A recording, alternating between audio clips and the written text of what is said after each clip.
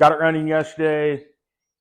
You guys saw that. We went and drove it last night for probably hour and a half, somewhere around in there. Me and the wife ran it up and down the hill. It performed really good. Carburetor's adjusting. It stayed pretty cool. A couple times I got up into like 195 ish. Nothing real major. Um, they did the carpet, which I don't think you guys have seen yet. It's party. So yesterday I had to go drop off a friend's car that was here that they had bought from me and return a trailer I had borrowed from a buddy. But the inside of this carpet was like super faded orange, and I'd seen a lot of videos on this stupid color vinyl and fabric. Basically it's spray paint, but it's like dye. And we pulled the seat out to clean the rails in the seat, try to make it adjust, which it's not, which I'll look into later. But while we had the seat out, they taped everything up, and Lex and the wife went through and did all that, while afterwards or before, I don't remember, I think it was before, installed the 3-pod gauge cluster, and I figured out how to mount the tack on the column, which I didn't get any video on that.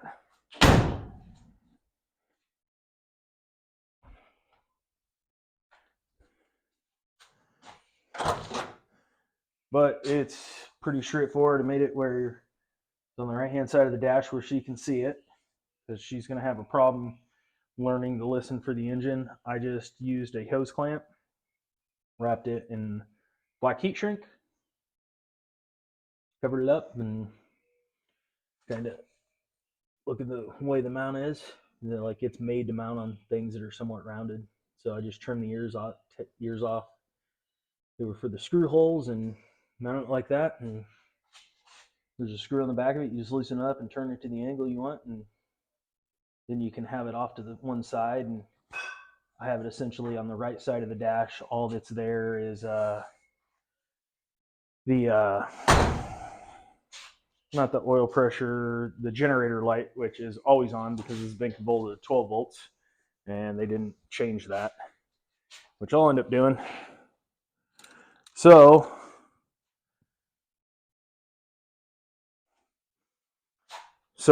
I pulled all the gauges apart, figured out what we were going to need by looking at what was on the car. I'll be able to tap into oil pressure and coolant now. One of the things that I did get was a brass fitting. So there's a ported vacuum port on the side of the Sniper EFI for your vacuum advance. They had it pulling directly off of the manifold, which I don't know if that's correct. I'm sure that's how it was done then, but this is like an HEI distributor. It's not. I'm not exactly for sure how it is. All the V8s I ran off of always go off ported vacuum off the carb. They have it, so I don't understand why we're not using it. So pretty much what we're going to do here is take out the factory temp sensor, install a T, put in the aftermarket mechanical temp sensor, put the factory temp sensor back in so the dash gauge still works, which it doesn't really work. Then same thing with the oil pressure is we'll pull the oil pressure. It's not actually a sender, it's an idiot light, so it's just open or close when it has pressure. But I want to know what the actual pressure is, so we will T that also and install that. And then on the manifold, we'll pull that plug out. I think I have a pipe plug to go back in it. If I don't, we can cap it and run a vacuum line or something like that. We'll pull the ported vacuum plug out of the intake manifold and install the barb fitting that we got for it. So she was surprised that go down to Ace and buy 6-7 pieces of brass, and it was $30. Why is it $30? That's just what it is, honey. Stupid. So I'll show you over here what I got going on. Gonna explain to her how to explain to Lex how to put all this stuff together. We will go from there.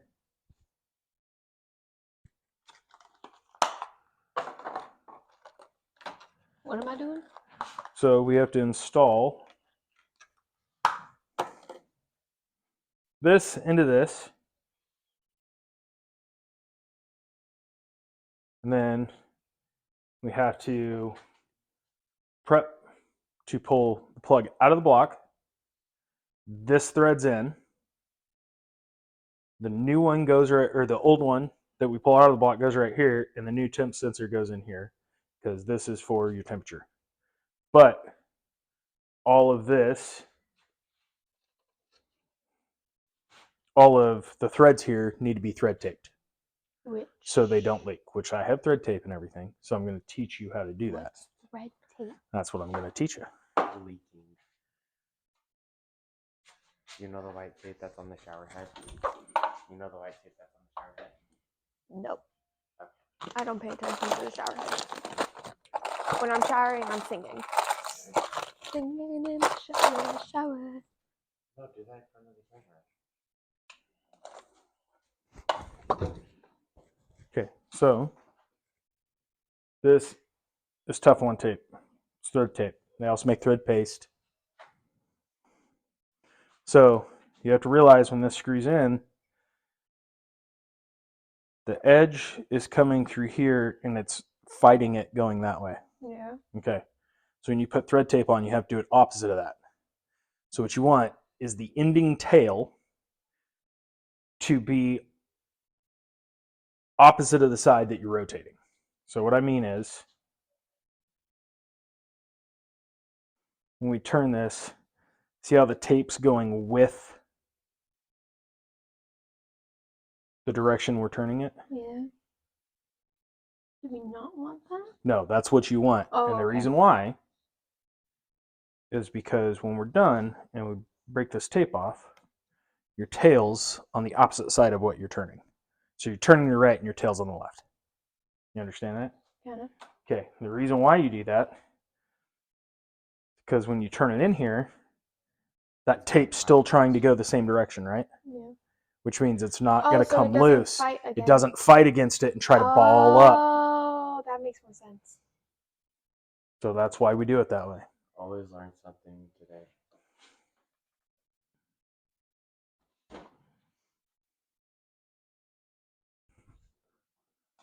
What are you doing now?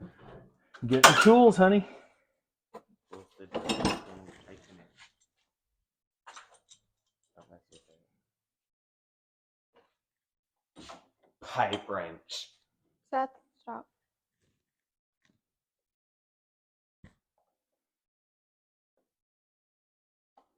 You tell Seth to go.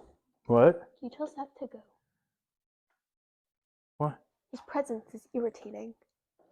Well, I mean, I could say the same for you. Yeah. You want me to go inside? You want me to work on your car? Man. I can box all this crap up and pull the car out and pull something else on to work on. Tell him to go. He's allowed to be out here. Okay, then tell him to not talk. Okay, I will only move the camera.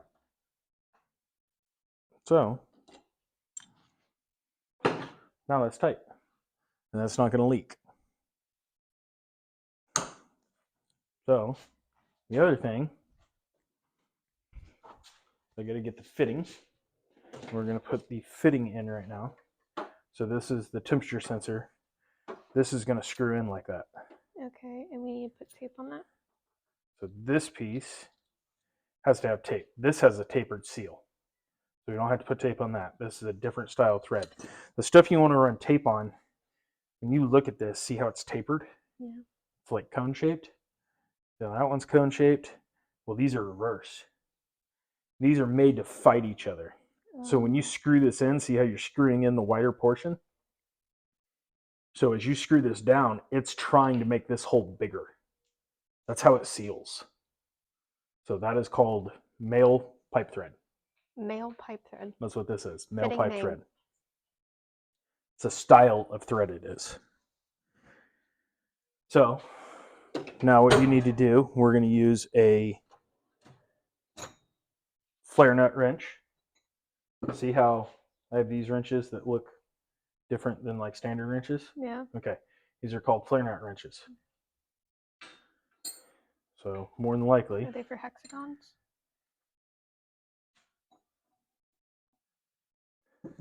what they're made, see when you go to turn this and it gets tight, how it's gripping all the way around it? Yeah.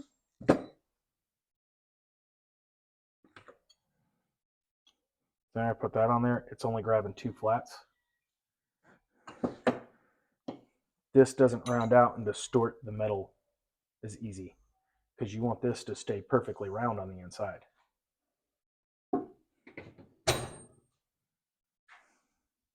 Okay, so I didn't drop that.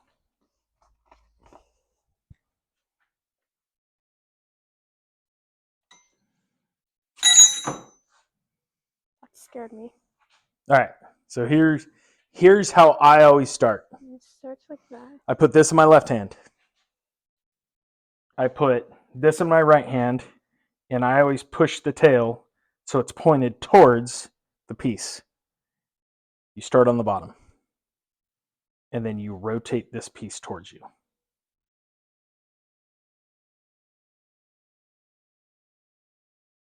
How do you know you did it correctly? What do you Look mean? at the threads. You didn't even think about it. I know. That's why I do it the way I do it. I always put the piece in my left hand.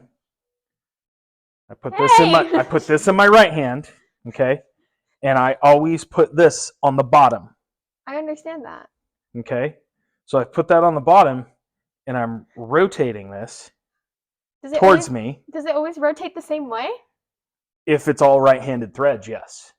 Oh. There's left-handed thread stuff, but more than likely not in the piping that you're going to be dealing with cars or anything like that. Where you're going to deal with left-handed threads on cars most of the time is, what is it? The driver's side lug nuts or the passenger side lug nuts on some cars are left-handed threads. Okay, so How do you? watch. Other way. Now it's upward instead of downward. Oh, my bad, bro. There you go. So now you can do that.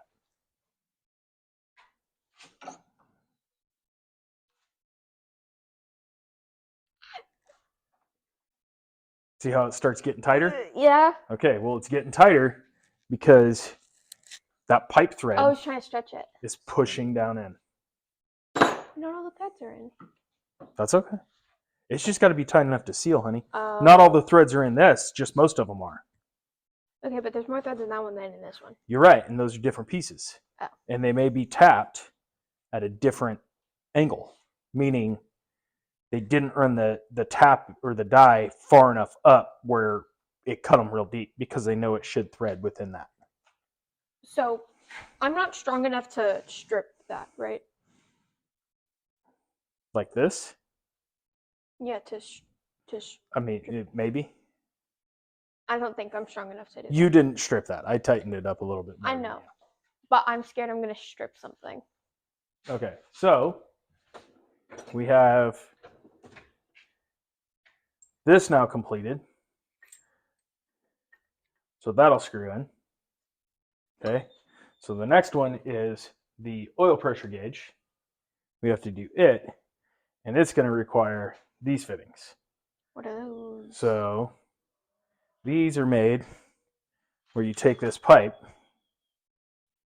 you put this on the pipe, and you put this down in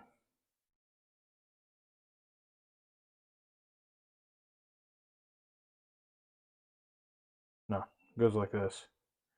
And when you tighten this down, That pushes. it actually crushes this onto that tube, and it basically is called a ferrule. It creates a compression fitting, so that won't leak. Is the way those work. So we're going to leave those right here for right now because we don't need those. These are the pieces we need. So I got to show you what we're going to do with these.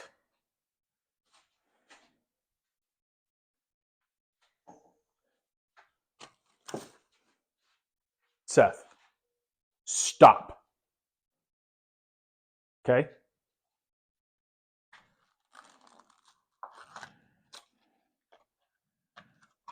Okay. So sometimes you have to run adapters for these. Sometimes you don't. Right now we do. Yes, and let me show you why. So most of these, when they come, this is 1/8 inch pipe thread. Okay? A lot of newer vehicles, meaning not old 60s vehicles, but you start getting into 70s, 80s, 90s, all that type of stuff. Basically, everybody's oil line went to this pipe thread. So, meaning most sending units and stuff like that became 1/8 inch MPT, which means on most cars, this will just thread in. Your car being an older straight six and not a V8, it uses 1/4 inch pipe thread, is the way it's set up. So, which this comes with the kit. So it's like, an adapter? yeah, it is basically an adapter. It's 1/4 inch pipe thread on the outside, and it's 1/8 inch pipe thread on the inside. So this will screw into this fine. This is what has to screw into your block. We have to screw this into this so that we have a T, and then your factory one will screw in here. So all of these pieces need thread. But before you start that, set that back down. Okay. You need to get a flare nut wrench for that one and a flare nut wrench for that one.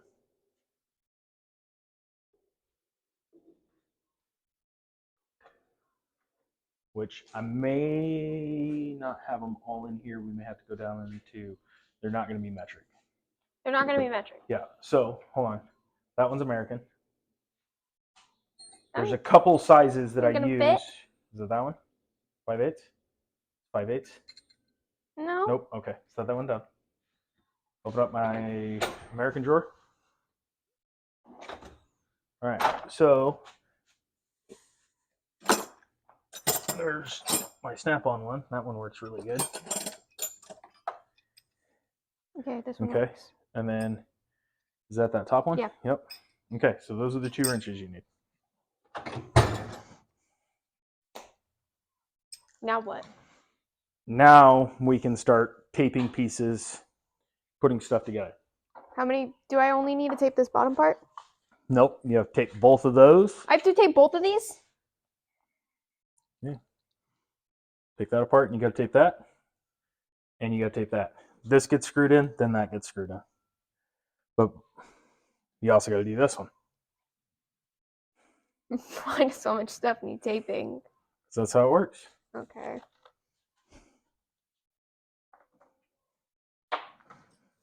Do I need to tape both sides? No, we're just going to tape the side that goes in right now. We'll tape the side that goes into the block when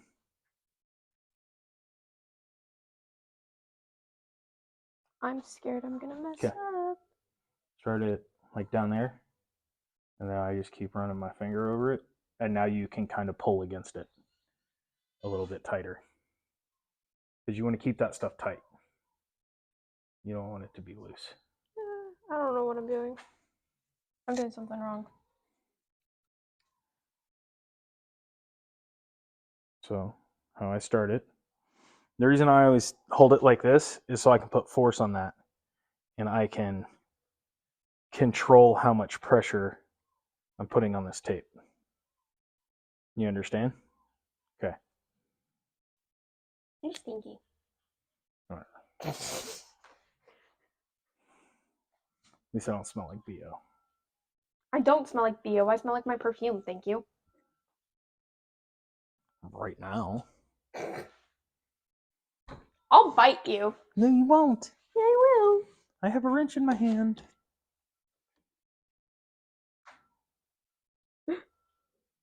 This is difficult. I don't like this.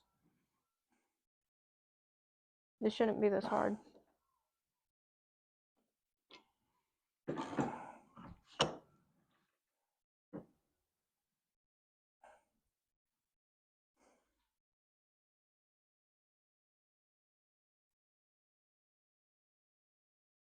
All right, let's stop for a second. I want to show Yeah, you something. I don't know what I'm doing. Okay, I want to show you something. Put your thumb on it like that, and I want you to grab just like this, and I want you to pull until that breaks.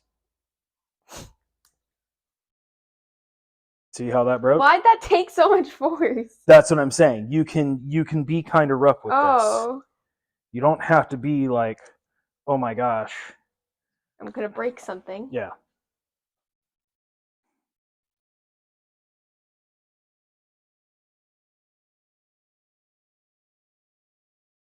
And then there's also what they call is pipe dope or pipe sealant.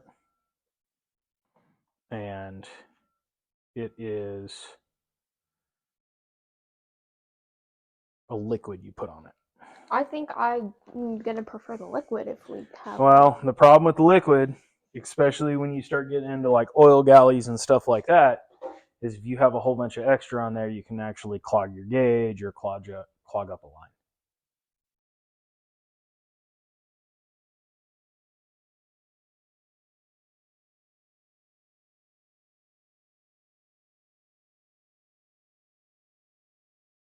All right, that's probably good enough.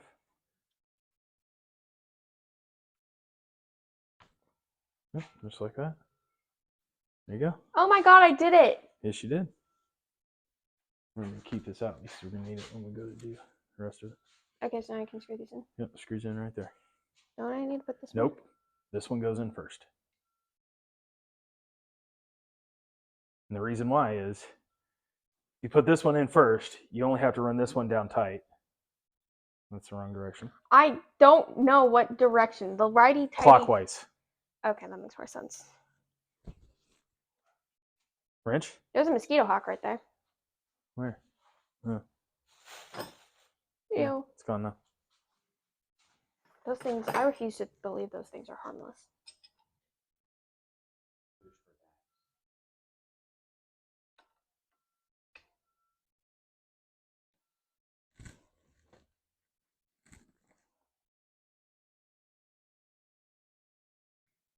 Yep, that's good.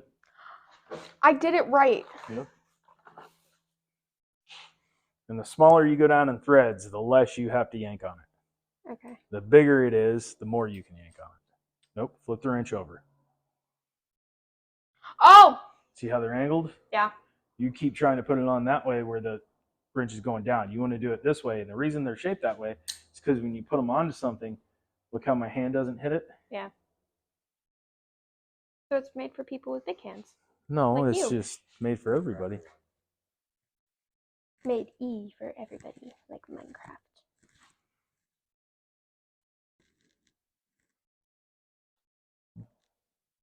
Tighter? You said not super tight. No, that's good. I'm so proud of myself. I did it.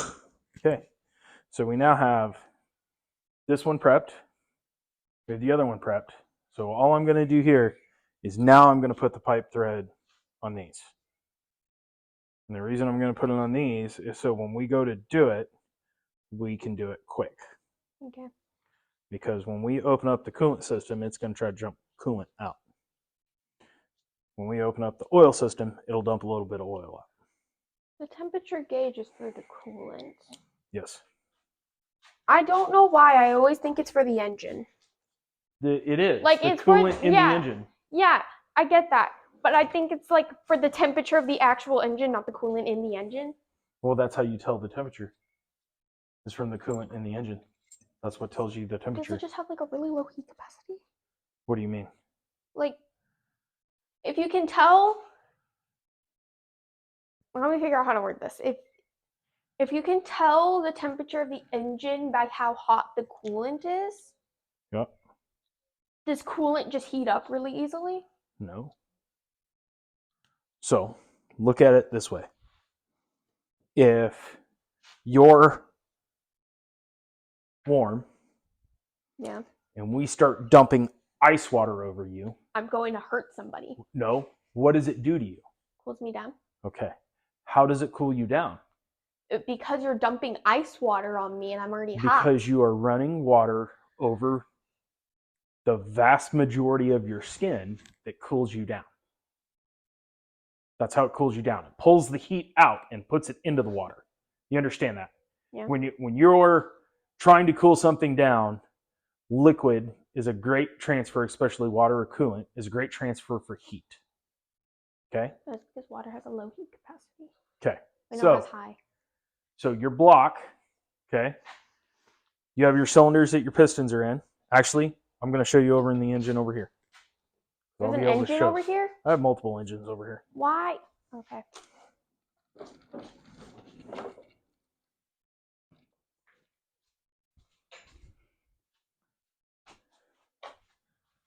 I just saw like 6 engines. Sorry. There's one there, one there, one there, one there. So There's 4. literally 4 engines right here. And then I have 2 or 3 out at Grandpa's, and I got 4 or 5 in vehicles out Why do we have so many engines that just aren't being used? there. It depends on which one you're talking about. That one. Okay, that was the one that was out at Aaron's 69 GMC. And the reason it got pulled out is it has 2 bent rods. Those go to that. That's why they're sitting there with it. All right. This one's on the stand, so it's the easiest to do.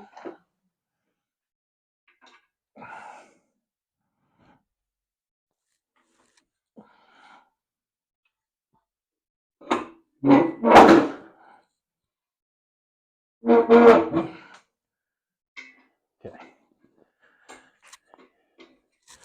So this coolant passage and this coolant passage is a small block Chevy.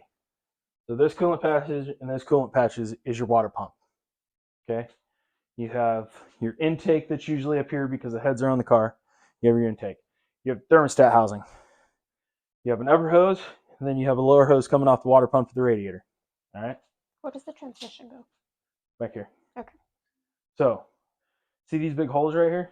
Is that where coolant goes? Coolant flows through those, up into the heads, helps cool the heads down. Around this block, there's casting. It's cast where this is round around it, and coolant actually goes around it.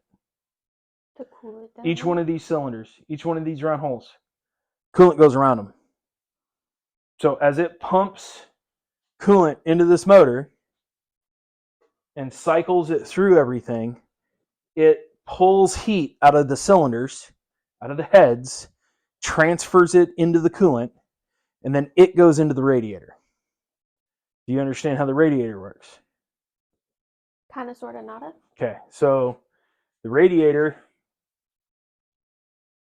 imagine your radiator is only one tube, okay? And it just transfers back and forth like this. It goes squiggly? Yep, all the way from one end to the other. It has all those little fins on that tube, it does the same thing it does here. It dissipates heat. It allows air. You put hot coolant in, the air traveling over the tubes and the fins cools down the coolant temperature because it's extrapolating heat out of the coolant. As it comes back out of the radiator, it goes back in the motor and it starts all over. Cycles through the motor to pull heat out of the motor, to shove it in the radiator so air can cool the water temp down to do it. So if your coolant temp is essentially telling you what temperature your motor is. Oh. It's not exact, but it's really close because if you get it hotter, your coolant temperature would go up because it's pulling more heat out. That makes more sense.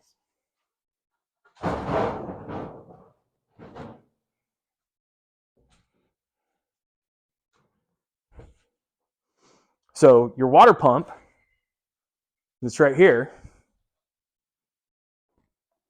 is your water pump. This piece right here, this pulley, everything, that is an impeller on the inside of it. Which, do you understand what an impeller does? Isn't that the thingies on the planes? No, it's like no, that's a propeller. Oh. This is an impeller. So what it does, it's got like fins. You understand how hydrostatic electricity is made? Yeah. The force of the water turns over a impeller that causes it to move, that turns a big generator that creates electricity. So like dams and stuff like that, how those work. Yeah. Okay. This is the exact opposite. This is using power from the motor, the belt, because it's attached to the crankshaft that attaches to that pulley that turns an impeller that pushes water. So your water pump cycles the water throughout your motor. Right here, you have a thermostat. Your thermostat is closed below a certain temperature, so your car can warm up. Once your car warms up, your thermostat starts to open up, and it has a fully open temperature, but when it starts getting hot, it starts opening. So when people talk about having a 160-degree thermostat or 180-degree thermostat or 195-degree thermostat, whatever it is, that's the temperature that it fully opens. That's open at full temp. So it shuts and it allows your motor to start getting warm. Once your motor's warm, your thermostat opens up and it starts allowing the coolant to cycle through your radiator to pull the heat out of the coolant to shove back in the motor to cool the motor back down. So that's why temperature is so important, because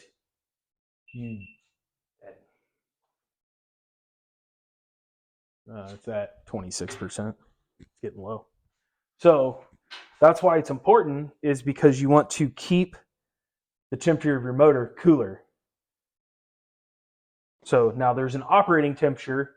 You want it above 160 degrees. On newer motors, it's like 210, 220. On like older motors like this, the high side is like 200. You start hitting like 210, 230, you're overheating on most older motors. And I would need to like pull my car to the side and turn it off, let it cool down. Turn the heater on, things like that, to try to. Same thing with the heater. So do you understand how the heater works? It pulls hot air out and blows it at you. It works just like the radiator. So hot coolant goes through it. A fan motor takes cooler air, blows it over it. Well, where does that air go? Into the car. It goes into the car, and that's how it creates warm air. This dissipates it back out into the atmosphere, where that's blowing it directly into your car.